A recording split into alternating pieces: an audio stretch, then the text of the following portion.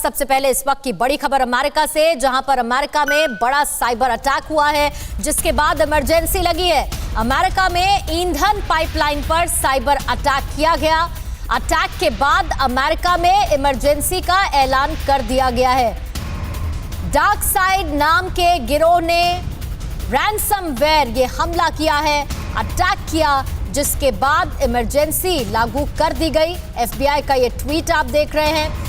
America में ये बड़ा साइबर हमला है, इमरजेंसी लागू कर दी गई है। मेरे सहयोगी मनीष इस पर और ज्यादा जानकारी दे रहे हैं। मनीष, इस साइबर अटैक को जरा समझाइए, क्या हुआ है वहां?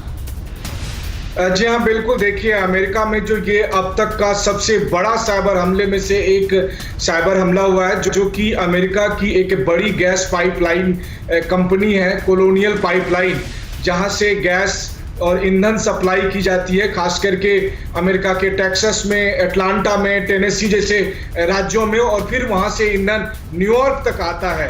2 दिन पहले वहां पर साइबर हमला हुआ और इसके तहत उस कंपनी के सर्वर को, उस कंपनी के कंप्यूटर के बहुत सारे स्क्रीन को कब्जे में ले लिया वहां पर, और उसके बाद फिर पैसे की मांग की गई है, बहुत बड़ी रकम की मांग की गई है। FBI इसकी इन्वेस्टिगेशन कर रही है। तमाम जो कंपनी से जुड़े जो तमाम एजेंसियां हैं वो इसकी इन्वेस्टिगेशन कर रही है। इमरजेंसी लागू हो गई है।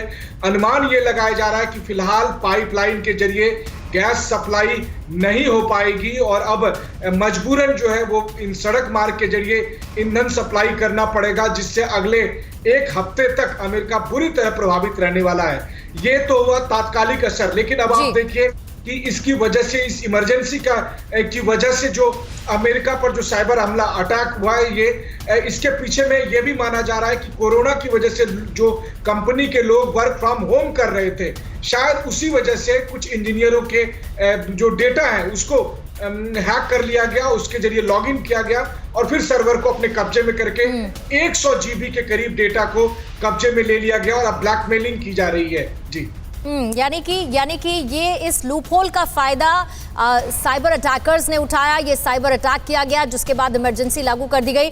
मनीष, ये भी समझाइए, क्योंकि आप कह रहे हैं कि कम से कम एक हफ्ते तक अब ये टेम्पररी व्यवस्था रहेगी, ईंधन पहुंचाया जाएगा, लेकिन इसके लिए कोई ब्लूप्रिंट तो तैयार कर ही लिया गया होगा, क्योंकि इमरजेंसी लागू कर दी गई है। इस पर किस तरीके के रिएक्शंस आ रहे हैं और 1 हफ्ते में इसे नॉर्मलाइज कर लिया जाएगा, ये तय है? देखिए, सबसे पहले तो आज की सुबह जब अमेरिकी लोग उठेंगे तो वहां पर भी ईंधन की जो कीमत है वो अचानक बढ़ी हुई मिलेगी उनको, क्योंकि जो पाइपलाइंस के जरिए अब सप्लाई नहीं हो पा रही है गैस और दूसरी चीजें, तो सबसे पहला असर तो यही पड़ेगा। दूसरी बात, पिछले 48 घंटे से लगातार जांच एजेंसियां और एक्सपर्ट इसको दुरुस्त करने में लगी हुई है, लेकिन आप समझिए कि किस लेवल तक का ये साइबर अटैक है।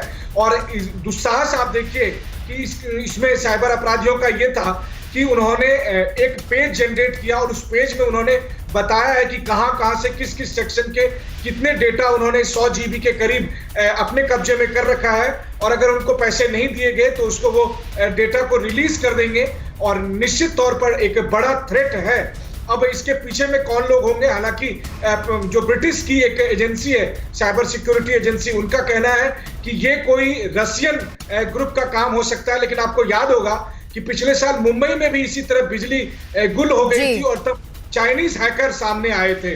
जी, परवाह देश की, सोमवार से शुक्रवार रात 10 बजे TV9 भारतवर्ष पर।